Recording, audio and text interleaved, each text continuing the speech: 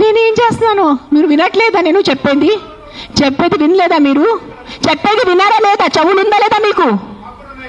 నీకు లేదు. నేను ఎంతసేపు మాట్లాడాను, ఏం విన్నారు మీరు దాంట్లో? ఏసీలా కూర్చొని మీరు ఒక మాట చెప్పండి. యాక్సిడెంట్స్ జరుగుతున్నాయి, మీరు వెళ్ళి హీరో హోండా కంపెనీ మూసేస్తున్నారా?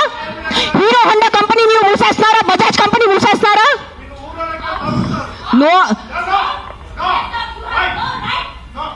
ఏదో ఒకటే నోరు తెరిచి మాట్లాడుతున్నారు సెన్స్ లేకుండా. ఎంత చెప్పండి మీరు. 1 సెకండ్. ఈ రోజు యాక్సిడెంట్స్ జరుగుతున్నాయి, యాక్సిడెంట్స్ కోసం మీరు Maruti company, Hero Honda company అడుగుతున్నారా?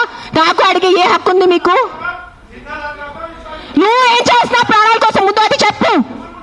వచ్చి ఉట్టి నోరు ఇప్పేసి మాట్లాడటం. సార్ నువ్వు ఒక్కటే అడుగుతాను కాదు, ఆ వ్యక్తిని ఒక్కటే అడగండి. ఆయన ఎంతమందిని కాపాడారు? ఒక్క మాట అడగండి. ఆయన ఈ రోజు వరకు, ఈ ముసలి ఆయన ఈ రోజు వరకు ఎంత మందిని కాపాడారు? ఎంత పిల్లల్ని కాపాడారు? ఎంత మనిషిని కాపాడారు? ఎంత మందిని పిండి పెట్టారు? ఆ మనిషిని అడగండి. నోరిప్పదు. ఉట్టి వచ్చి కిట్ చేయడానికి రెడీ ఉన్నారు.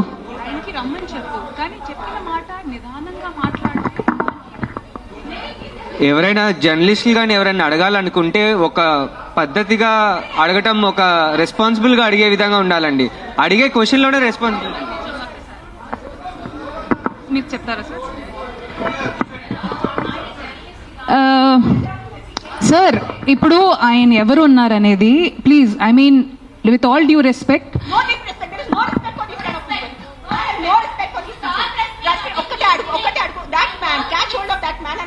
how many kids he has given food to, how many pedavalla he has given food to, how many anathashram he has gone to, how many vruddhashram he has gone to. ఏం చేశారు ఆయన మనుషుల కోసం? ఆయన్ని అడగండి. Sir ఒక్కటే request sir, మీరు రండి, ఆవేశంలో కాకుండా మీరు చెప్పిన మాట ఏమనుకుంటున్నారు అది మీరు కూడా కామ్ గా చెప్తే మేము కూడా దానికి కామ్గా. ఆయనే కాదు, ఈ క్వశ్చన్ ప్రతిసారి మన ముందుకు వస్తూ ఉంటది. దట్ అందరికీ ఒకటే అడుగుతాను. ఇక్కడ ఉన్న ఎంతమంది, ఒక 100 మంది ఉన్నారు, ఎంతమంది అనాథాశ్రమంకి వెళ్తున్నారు? ఎంతమంది అన్నదానం చేస్తున్నారు? ఎంతమంది అనాథాలకి చదువు చెప్పించారు? ఎంతమంది వృద్ధాశ్రమం వెళ్ళారు? ఎంతమంది ఏం చేశారు సొసైటీ కోసం? నాకు ఈరోజు ఆన్సర్ కావాలి. మీరు మనుషుల ప్రాణాలు అంటాను. మీ అందరూ 100 మంది ఇక్కడ మనుషుల కోసం ఏం చేశారు నాకు చెప్పండి.